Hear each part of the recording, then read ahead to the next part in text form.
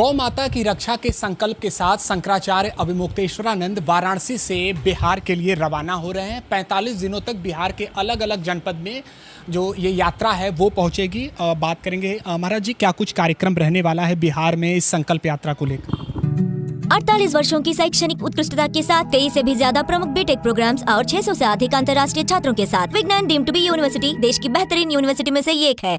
देखिए, हम तो बिहार जा रहे हैं, कम से कम हर जिला मुख्यालय पे पहुँचें, वहाँ के जो तीर्थ हैं उनका दर्शन करें, वहाँ के जो धार्मिक लोग हैं उनसे संवाद करें, और जो हमारी लंबे समय से चली आ रही हृदय की मांग है कि हमारी गौ माता को माता कहा जाए, सरकारें भी वो सम्मान प्रदान करें जो हिंदू जनता देती है, और साथ ही साथ पूरे देश में गौ हत्या बंदी का कानून लाया जाए।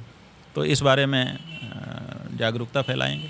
यानी करीब जो वहाँ की 225 सीट है वहाँ पर आपके प्रत्याशी चुनावी मैदान में उतरेंगे। हाँ, ये हम चाहते हैं कि क्या हो रहा है कि राजनीति के लोग कह रहे हैं कि सबका साथ सबका विकास, और सबका साथ का मतलब है कि गौ हत्यारों का भी साथ और गौ पूजकों का भी साथ। गाय की पूजा हो रही है, हम उसमें भी सम्मिलित होंगे, और गाय को काट काट करके बेचा जा रहा, खाया जा रहा है, वहाँ भी हम सम्मिलित होंगे। तो ये जो दोहरा चरित्र नेताओं का है, हम इसको नहीं पसंद कर रहे हैं। हम ये कह रहे हैं कि आप एक तरफ रहो, चाहे उधर रहो चाहे इधर रहो, ताकि गिनती हो जाए, स्पष्टता हो जाए। तो जब देश में गौ माता के पूजने वाले ज़्यादा हैं, ये गौ पूजक देश है, तो यहाँ पर गाय की पूजा के साथ उनको खड़ा होना चाहिए। और वो कहते हैं सबका साथ सबका विकास, हम यहाँ पर एक पूजा करेंगे, वहाँ जाके काट देंगे। तो ये जो चल रहा है, इस प्रदेश में कानून बना देंगे कि गाय हत्या नहीं होगी, और बगल वाले प्रदेश में ले जा करके वहाँ कर सकते हैं। तो ये जो चालाकी हो रही है हम हिंदुओं के साथ, ये गलत है। अब आप देखिए, अगर हम कहीं जाएं, गाना बना था, हम लोगों ने बचपन में सुना था कि हम उस देश के वासी हैं जिस देश में गंगा बहती है। अब हम अगर कहना चाहें गाय के संदर्भ में यही बात कि हम उस देश के वासी हैं जिस देश में गाय, तो क्या कहना पड़ेगा? यही कहना पड़ेगा ना कि कटती है।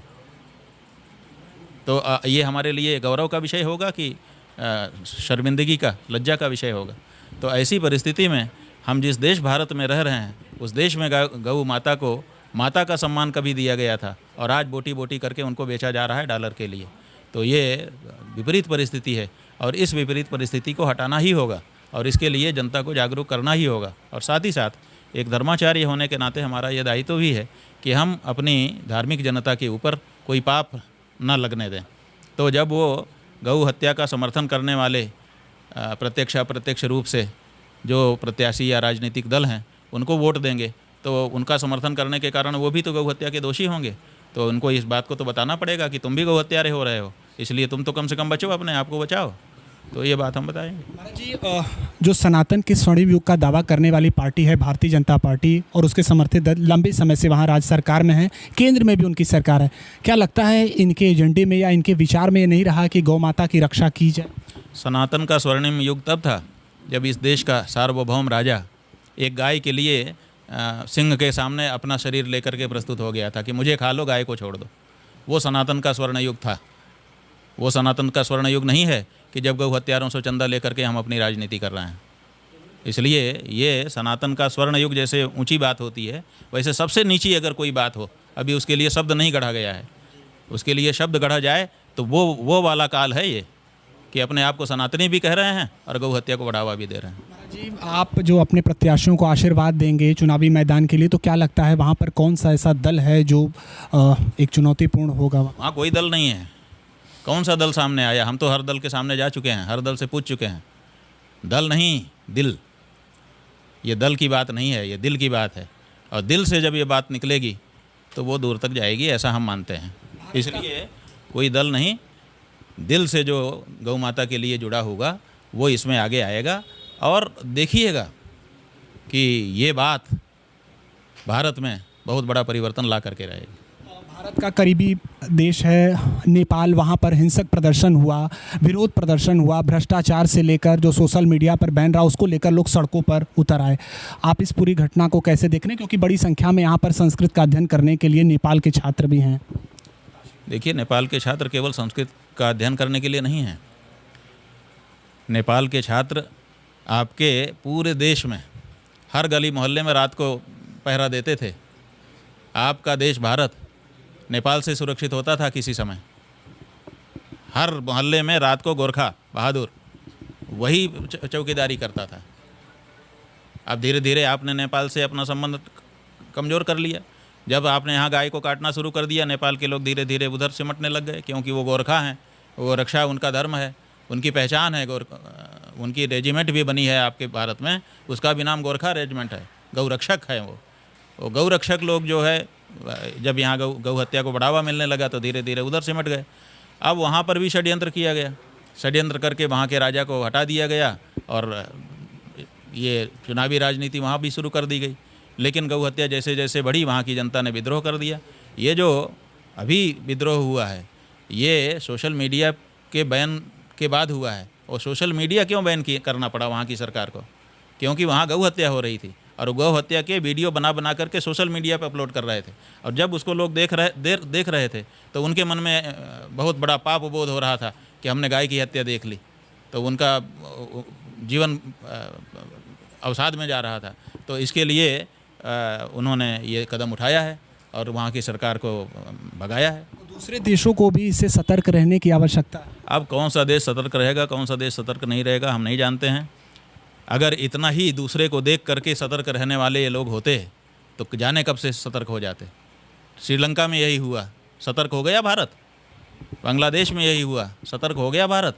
और कहीं कहीं हुआ, भारत सतर्क हो गया तो नेपाल में हुआ तो उससे सतर्क हो जाएगा। ये वो लोग नहीं हैं कि जो घटना को देखें और स्वयं सतर्क हो जाएं। ये तो जब बार बार ठोकर खाते हैं तब नहीं सतर्क होते, जब खुद गिरते हैं बार बार ठेस लगती है तब सतर्क नहीं होते। ये देख करके सतर्क हो जाएंगे। भारत की लोकतांत्रिक व्यवस्था का उदाहरण दिया जाता है, आपको क्या लगता है महाराज जी? कि कौन सी लोकतांत्रिक व्यवस्था है, हमको बताओ ना। कौन सा लोकतंत्र है यहाँ? जो लोक भावना है उसको यहाँ का जो हमारा प्रतिनिधि है वो संसद में उठाता ही नहीं है। आपके वाराणसी में आज सर्वे करवा लो, 95% से ज़्यादा लोग कहेंगे कि गौ हत्या बंद होनी चाहिए। आपके सांसद ने उठाया, नरेंद्र मोदी ने आपका वोट ले लिया और ले करके संसद में बैठा हुआ है, प्रधानमंत्री भी बना हुआ है। आज तक उसने ये भावना उठाई संसद में, बताओ? और अगर नहीं उठाई तो कैसे कहते हो कि ये लोकतंत्र है, जब लोग की आवाज़ ही संसद में नहीं बोलता है हमारा प्रतिनिधि, बल्कि उल्टे गौ हत्यारों से चंदा लेता है, बल्कि उल्टे गौ रक्षकों को गुंडा कहता है। ये लोक भावना है? ये हमारा प्रतिनिधि है जो हमारे गौ भक्तों का वोट लेकर के बना हुआ है? कैसे कहते हो आप लोग? शर्म नहीं आती आप लोगों को? आप कहते हो लोकतंत्र है। कहाँ है लोकतंत्र, हमको बताओ। भारत में लोक भावना को कहाँ वहाँ पर प्रस्तुत किया जा रहा है संसद में? जो जनता बहुमत जो चाहता है उसको कहाँ उठाया जा रहा है? कौन सा सांसद उठा रहा है, बताइए? इक्का दुक्का छोड़ करके। तो ऐसी परिस्थिति में ये लोकतंत्र नहीं है। जनता को उल्लू बना करके उनका कंसेंट ले लिया जाता है और फिर किया मनमाना जाता है। किया क्या जाता है? वीटो ऊपर से आता है। वीटो कैसे आ सकता है?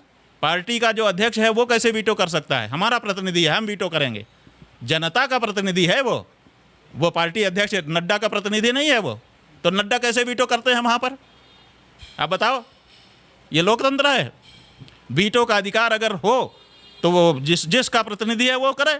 जनता यहाँ से वीटो लगाए कि आपको ये करना है या नहीं करना है, लेकिन जनता से पूछा जाता है? एक बार चुनाव हो गया उसके बाद ठेंगे पे, उसके बाद कोई प्रतिनिधि भी नहीं, आप घूमते रहो।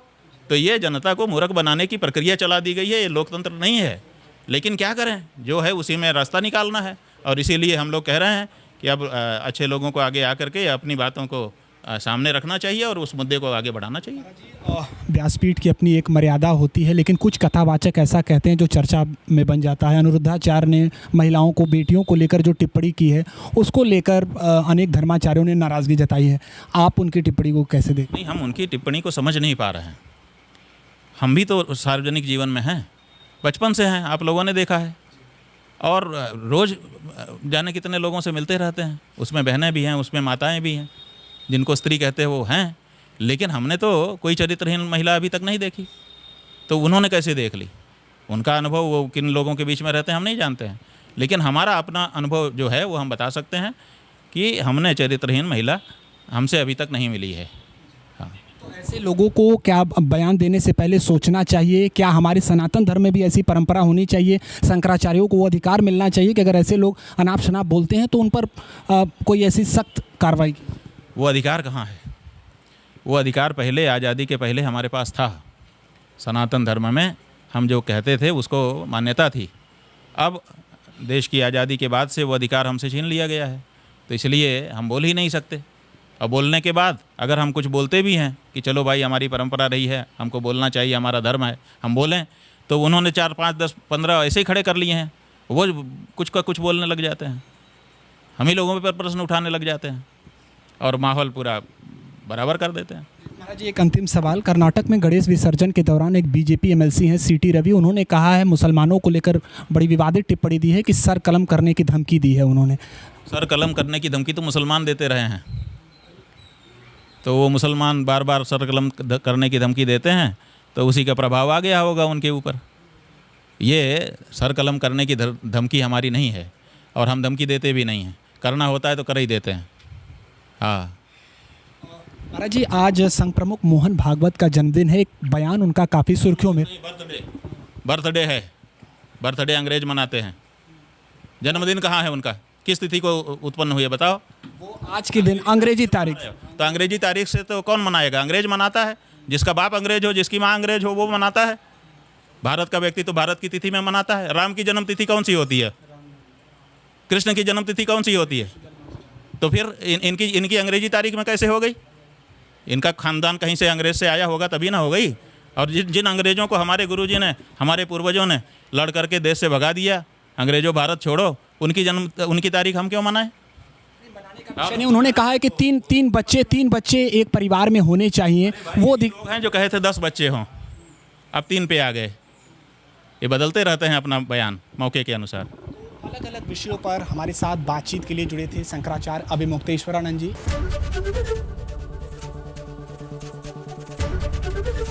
एबीपी गंगा, खबर आपकी, जुबान आपकी।